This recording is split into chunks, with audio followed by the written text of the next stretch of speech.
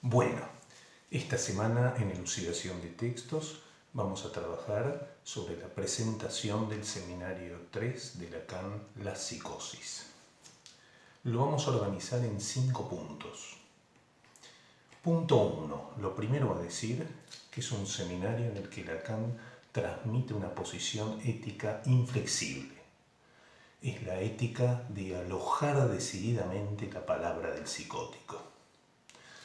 Ese es el resumen fundamental del seminario.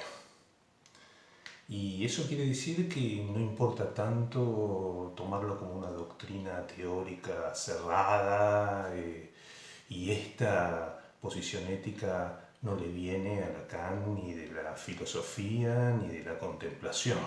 Le viene de su práctica como psiquiatra. Un psiquiatra que se formó con los psiquiatras clásicos que ustedes están estudiando, que hablaba con ellos, discutía con ellos y atendía 20 horas por día la locura, la psicosis. Y es desde ahí entonces que adopta esta posición ética de un modo muy apasionado y muy entusiasmado y decidido en cada lección del seminario a ponerla en juego. Y ustedes entonces trabajarán, si se trata de darle la palabra al psicótico, trabajarán una especie de microscopía, de poner en el microscopio, en cada capítulo que estudien, distintos sesgos de la relación del sujeto psicótico con la palabra. Así que si en algún momento se pierden, en algún momento de estas semanas se pierden un poco, esa es la brújula. Van a estar siempre estudiando bien al ras de la experiencia la relación del psicótico con la palabra. Segundo punto. Este es un seminario donde los fenómenos de la psicosis son designados como trastornos del lenguaje. Bueno, es coherente con lo anterior. Si trabajamos con la relación del psicótico con la palabra, es coherente definir a los fenómenos de la psicosis como trastornos del lenguaje. Piensen que este término trastornos hay que contextualizarlo en la época del seminario, en 1955. En ese momento la escolástica de la psiquiatría hablaba permanentemente de trastornos de percepción o trastornos de juicio, como maneras de hablar de una afección, ya sea en el juicio, ya sea en la sensación, en la percepción, afecciones muchas veces sostenidas de un modo orgánico y muchas veces descritas con avances que van hacia progresos, que van hacia el deterioro y a la anulación y desplazamiento de la subjetividad del psicótico. Entonces Lacan, al decir trastorno del lenguaje, también se está oponiendo a definir los fenómenos de la psicosis como trastornos de juicio y percepción.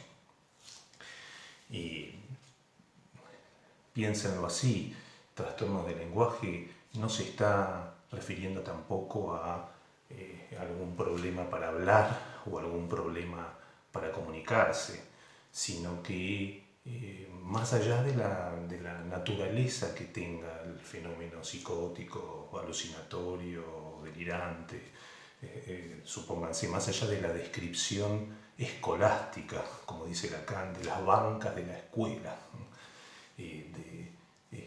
si la alucinación es supónganse, una percepción sin objeto, la visual o la auditiva, se percibe algo sin la correspondencia del objeto. Lacan insiste que lo que interesa al clínico es que es un hecho de lenguaje, es que el psicótico dice, enuncia ese fenómeno, sea alucinación o delirio, lo cual es muy interesante porque está reuniendo alucinación y delirio, ambos campos de la fenomenología psicótica, como hechos de lenguaje, como trastornos de lenguaje. Entonces lo que interesa es que es un hecho de lenguaje que tiene ciertas características particulares que ustedes irán estudiando. Les nombro algunas. Tanto en la alucinación como en el delirio se encontrarán con signos de una significación que se impone, una dialéctica estancada que no se desplaza, que no remite. Hablaremos de certeza, de que hay una relación con el significante alucinatorio o delirante de certeza. Todo eso lo ampliaremos en las próximas clases. Solo se los nombro para ubicarlos que trastornos del lenguaje quiere decir definir el fenómeno psicótico por la relación del sujeto con la palabra, con el orden simbólico, con el lenguaje, y especialmente quiero destacar que es un hecho de palabra y eso implica que hay un sujeto en juego. Entonces, hasta acá tenemos a Lacan plantando posición decididamente respecto a sus contemporáneos, con una posición ética, con estas grandes estandartes, que son darle la palabra al psicótico decididamente, y segundo, desplegar, potenciar la noción de que en el psicótico hay una plena subjetividad. En la misma línea, quiero también agregar que Lacan en página 12, 13 del seminario 3 van a encontrar que destaca que Freud le entró a la psicosis por el lado de la paranoia. Entonces, exaltar eso es para Lacan una manera de decir, de poner en máximo relieve la relación del sujeto con la estructura del lenguaje, que como ustedes saben en la paranoia es más evidente, y está muy alejada de cualquier signo de deterioro o de demencia. En la página 12-13 Lacan enfatiza eso, que no hay que asociar la psicosis con la demencia, por eso entra por el lado del polo paranoico de la psicosis. Bien, tercer punto, el seminario plantea una tensión que va a ser muy interesante de seguir y de seguir todo el año, que es la tensión entre tomar la psicosis como las otras estructuras clínicas como estructuras irreductibles y bien diferenciables entre sí, y tomar la fórmula todos locos, por ser seres del lenguaje, todos partimos de cierta locura. Entonces es interesante que nos orientemos por esa tensión, por esa dialéctica, y no pensarla como una línea, que Lacan dice una cosa en un momento y dice otra en otra que anula la anterior. Conviene pensar a Lacan como vueltas, como el desarrollo, la enseñanza de Lacan como vueltas en torno a un agujero, digo un agujero porque son vueltas en torno al estudio de cómo la palabra afecta al sujeto y al cuerpo. Y eso nunca cierra, son vueltas diversas. Por ejemplo, respecto a esta dialéctica, en el seminario 3 tiene mucho de la línea de tomar la cosa como estructuras irreductibles y diferenciables.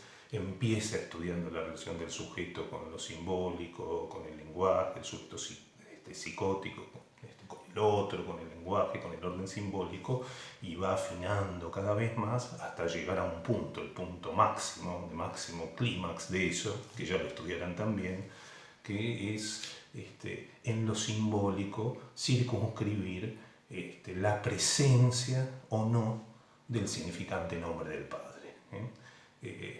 Y ubicará para la psicosis la forclusión, la carencia de ese significante nombre del Padre, que ya estudiaremos en su momento. Lo que quiero ubicar es que eso parece ser el máximo clímax de tomar a la psicosis y la neurosis como estructuras irreductibles y diferenciadas. podríamos decir, una tiene un determinado ordenador, un ordenador estándar, la neurosis, para la relación con lo simbólico, y la otra se ordena con lo simbólico con ordenadores no estándar. Pero hay una diferencia entre las dos. En cambio, por ejemplo, en el seminario 24, lo he mencionado en el seminario de los miércoles, en el seminario 24 del 77, 20 y pico años después de esto, Lacan parte de una pregunta muy interesante para nuestras lecciones. Dice, ¿por qué no patinamos todos hacia el automatismo mental? Entonces, esa expresión es una buena manera de ubicar el otro término de nuestra dialéctica, que es partimos de que todos potencialmente podemos patinarnos al automatismo mental, para decirlo como lo dice Lacan. ¿Por qué? Porque somos seres de lenguaje y eso implica, como ustedes lo estudiaron con Clerenbaugh, un automatismo en el sentido de que somos todos hablados. Todos hablados. El lenguaje nos habla, ¿no? Y eso es automático, va más allá de nuestras intenciones y de nuestra voluntad. Y la pregunta es, ¿cómo no caemos todos en fenómeno de automatismo mental? Y entonces las diferencias de estructuras clínicas tienen que ver con cómo cada uno se la arregla con ese dato inicial y estructural para todo hablante. Es una manera más que interesante de pensar la psicopatología. Ahora, y para constatar esto que les decía de que no es lineal esto y que hay diversas vueltas, en el mismo seminario 3 ya van a ver antecedentes de esta línea que es la de partir de un denominador común para todos los seres hablantes, más allá de la estructura, transestructural. Es por ejemplo, la línea de Lacan en el capítulo 2, donde ubica como átomo de la comunicación para todos los seres del lenguaje la alucinación verbal de Seglar, que ustedes estudiaron hace poco. Es decir, el átomo de toda comunicación no es que el sujeto emite un mensaje y el receptor lo recibe, sino que todos somos hablantes y hablados al mismo tiempo. Ven que ahí eso es una fórmula de denominador común de la relación con el lenguaje para todos. Después hay que ver cómo se la arregla la neurosis y la psicosis con eso. Y también tiene un antecedente diferente en el seminario 3, por ejemplo, en el final del seminario 3. En el final del seminario 3 van a encontrarse no solamente con tratar a la psicosis como una forma de relación con lo simbólico distinta, sino que destaca la virtud del psicótico por sobre la neurosis y la define de una manera muy bella, diciendo que el psicótico no cree en Papá Noel, porque el psicótico tiene cierta lucidez sobre el hecho evidente que lo simbólico no pacifica, no es pacificante y ordenador, no llega a pacificar y ordenar. Entonces lo dice de esa manera graciosa, aludiendo a cierta lucidez que tiene el psicótico respecto a lo real, que no la tiene el neurótico más dormido con eso. Bien, y nuestro siguiente paso, vamos al cuarto punto. Cuarto punto, yo lo titularía la crítica que hace Lacan furibunda a toda forma de comprensión. Y ahí lo encontrarán a Lacan planteando de un modo muy enojoso, diría yo, que si quieren alojar al psicótico con su particularidad, no hay que comprender, olvídense de comprender. No es solamente para el psicótico, es la posición del clínico en general. No se apresuren a comprender, es el grito de Lacan, insistente en toda la primera clase que ustedes leerán. Piénsenlo así, no comprendan, ni desde ideales teóricos, científicos. Entonces ahí está insistiendo en que no hay que atender al psicótico, supónganse, desde lo último que están estudiando, ni tampoco desde cuestiones personales, en fin, angustias personales, cosas que a uno le pasaron, sueños de uno, fantasías de uno, todo eso, si uno atiende desde ahí, si uno aloja al psicótico desde ahí, más bien no lo aloja, es apresurarse a comprenderlo, y eso no permite alojar la particularidad de lo que sucede con el psicótico. Con el psicótico y con el neurótico y con todo sujeto con el cual el clínico se encuentre. No se apresuren a comprender. Es lo opuesto a alojar la palabra. Es como una alternativa de hierro, nos plantea Lacan ahí. O comprenden, que siempre va a ser desde algún ideal de comprensión, o lo que él formula como posición de malentendido. Posición de malentendido es la pregunta mínima del clínico, que es, diga lo que diga el sujeto, el clínico tiene que tener una posición de ¿y qué significa eso para usted?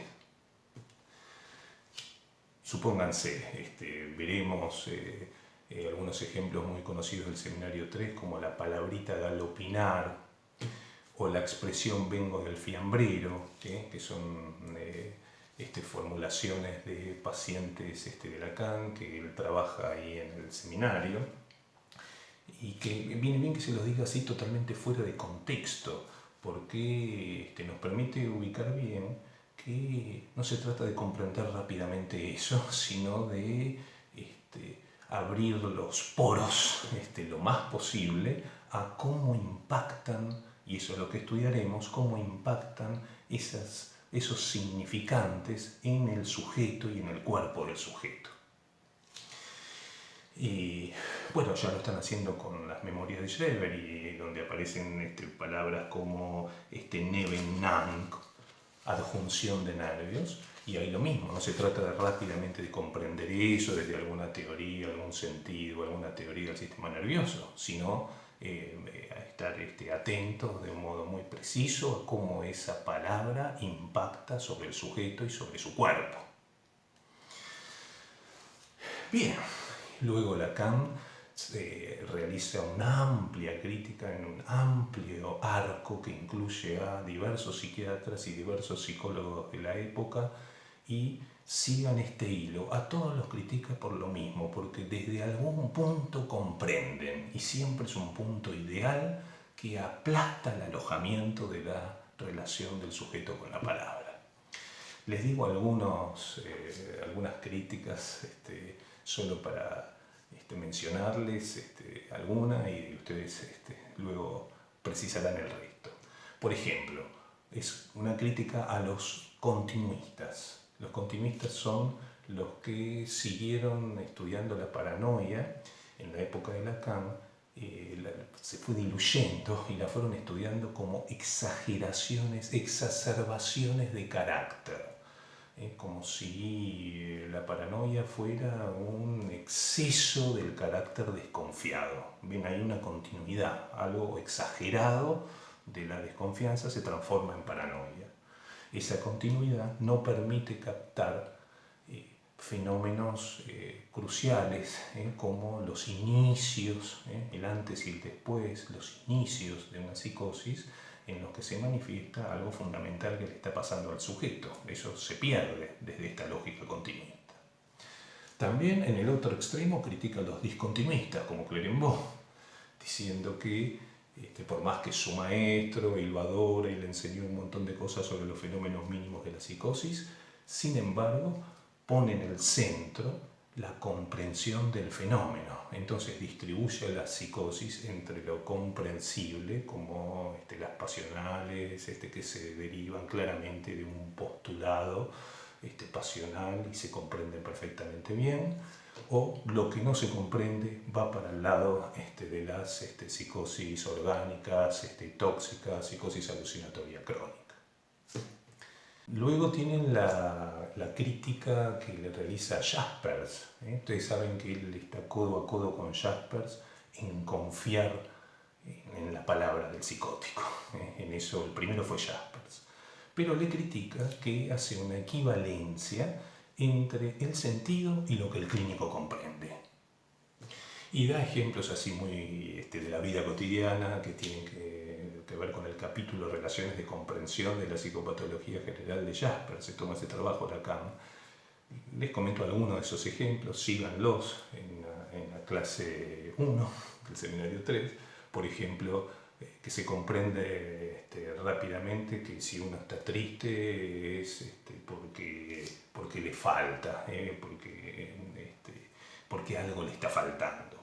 Entonces, Lacan plantea que eso no es para nada evidente, sino que, muy de la época, por ejemplo, alguien se puede percibir como lleno y saturado y sin embargo estar triste.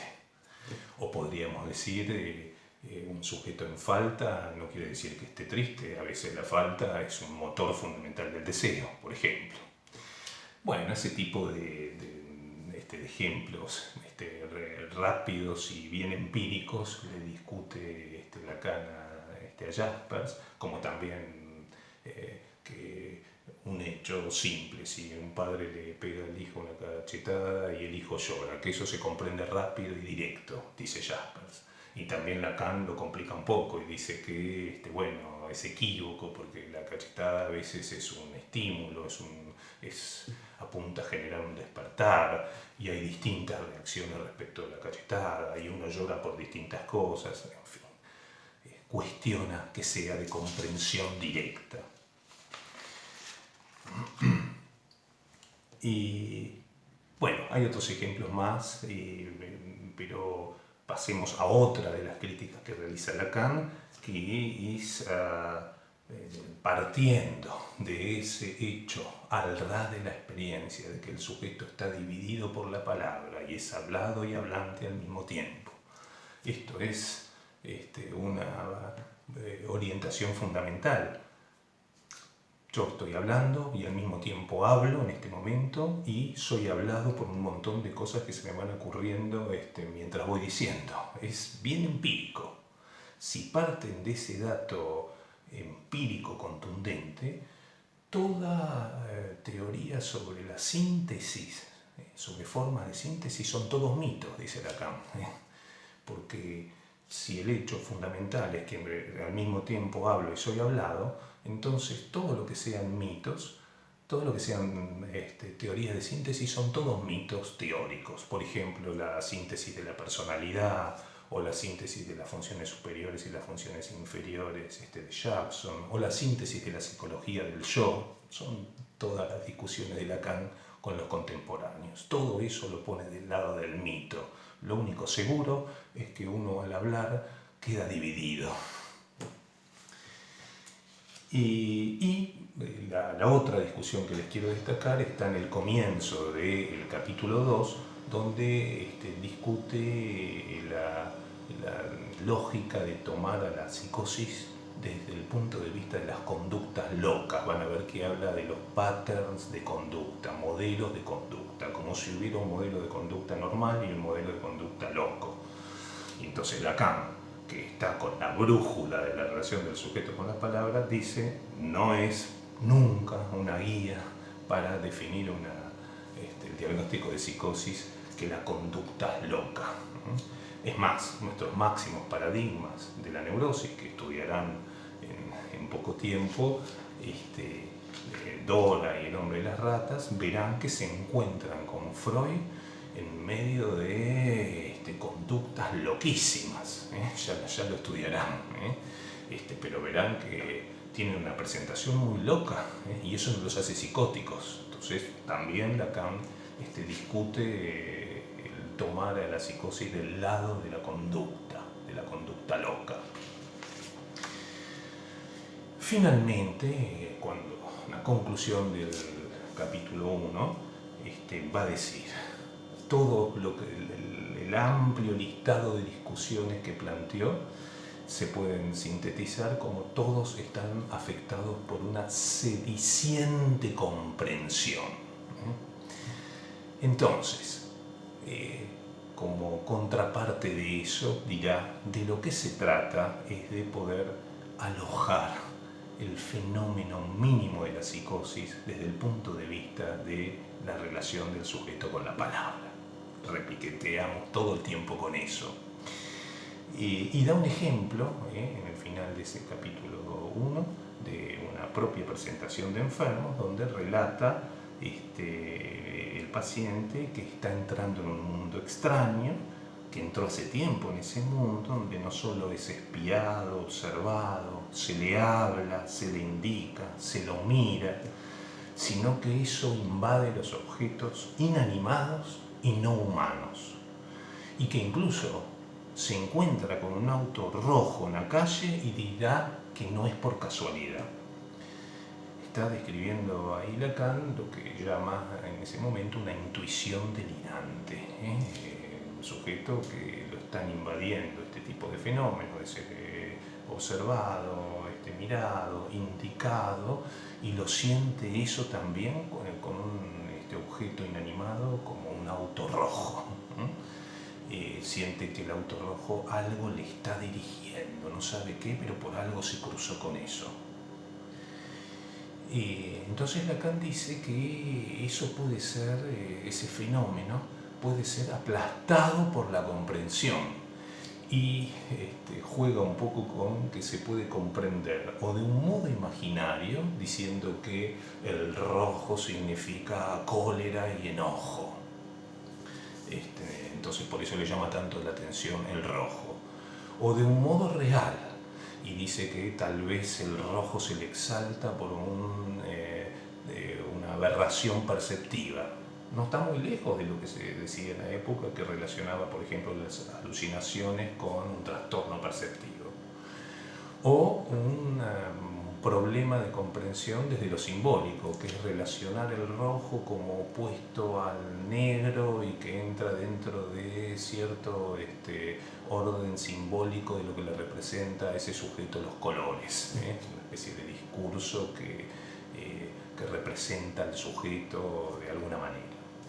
Entonces Lacan dice, no se trata de ninguna de esas formas de comprensión, sino que hay que alojar ese fenómeno mínimo como una significación que se le impone al sujeto, de un modo certero, se le impone esa significación, y es una significación que no le dice nada, que no puede explicarla demasiado. También Lacan lo llamará significación de significaciones, como una significación cero, la más elemental. No puede decir mucho, solo que algo le significó el cruce con el auto rojo. Entonces Lacan insiste, es que eso hay que alojarlo, es como un ejemplo extremo de algo que hay que alojar sin saturarlo de ningún sentido y de ninguna comprensión. Solo si se aloja ese vacío de significación, entonces habrá lugar para que el sujeto vaya respondiendo y construyendo con sus propios hilos, con sus genuinos hilos subjetivos, y tejiendo algo respecto a ese fenómeno mínimo y sutil. Bien, pasamos ahora al quinto y último punto, que es la crítica a la definición canónica de delirio de Kraepelin, que critica eso como una manera de introducir al sujeto en el delirio. Les digo rápidamente los elementos de la definición de Kraepelin, que son desarrollo insidioso, y Lacan dice no se trata de un desarrollo tan insidioso como parece, porque los delirios avanzan por brotes, por irrupciones, y eso es fundamental para ubicar lo que le pasa al sujeto. Son irrupciones donde algo le está pasando al sujeto, entonces no es algo insidioso, sino que hay brotes y irrupciones que marcan, por ejemplo, en Schreber, un antes y un después en lo que es el sujeto y su mundo, el sujeto y su cuerpo. Causas internas. Ahí Lacan también lo discute desde el punto de vista del sujeto, porque dice que eso elude ubicar que los sujetos se desencadenan ante determinadas contingencias, como Schreber encontrándose con Fleshy, y es muy importante ubicar clínicamente esas contingencias porque luego será decisivo en la dirección de la cura para no confrontar al sujeto con las mismas coordenadas. Ya se sabe que hay ahí un agujero en esas coordenadas. Por eso importa subjetivamente ubicar que hay causas externas, contingencias, acontecimientos en los cuales el sujeto se pudo haber desencadenado. Evolución continua imposible de quebrantar, que parece indiscutible. Lacan dice que en cierto sentido es así, pero atención, porque eso no quiere decir que el delirio no tenga sus transformaciones. Y bueno, piensen que eso mal tomado puede llevar a decir que no tiene sentido el lugar del psicólogo, porque si el delirio es inquebrantable, ¿para qué hace falta un psicólogo? Atención, porque esas cosas tienen su actualidad. En cambio, hay que ubicar ahí que hay transformaciones del delirio y que el analista puede ser partener de esas transformaciones del delirio que permiten, por ejemplo, en el caso de Schreber, pasar de una relación del sujeto con el delirio, donde hay algo que se le impone al sujeto y su cuerpo, a un momento en que, por ejemplo, la relación con Dios se le hace más placentera, más apacible, podríamos decir, el delirio se le hace más vivible y le permite una mejor relación con su mundo.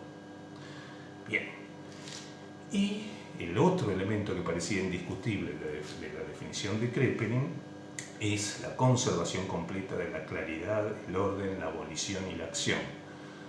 Sí, conserva claridad y orden, pero Lacan dice, atención, hay que aclarar que es dentro de la exposición del delirio, no desde algún parámetro de claridad y orden, sino una propia exposición del delirio. Y hay conservación de la voluntad y la acción, nuevamente, no desde algún ideal de conducta, sino que se sostiene la acción y la voluntad, por ejemplo en Schreber, para escribir un alegato para salir del manicomio, o está conservada la voluntad de Schreber para avanzar en la transformación hacia ser mujer y poder procrear criaturas que cambiarán el universo. Es en ese sentido particular y singular de Schreber que está conservada la voluntad y la acción. Bien, conclusión. Luego de haber recorrido estos diversos puntos, y quizás queda un clima de un Lacan, espero que haya quedado un clima de un Lacan que plantó posición con una ética bien apasionada y bien decidida y bien entusiasmada, pero con cierto clima de enojo con sus contemporáneos. Por eso quiero terminar con cierta reflexión amorosa. Dejemos el amor para los poetas, los artistas, los músicos que hablan mucho mejor del amor que los psicoanalistas. Los psicoanalistas solo podemos decir del amor, amor de transferencia, que es lo que nos enseñó Freud desde sus inicios.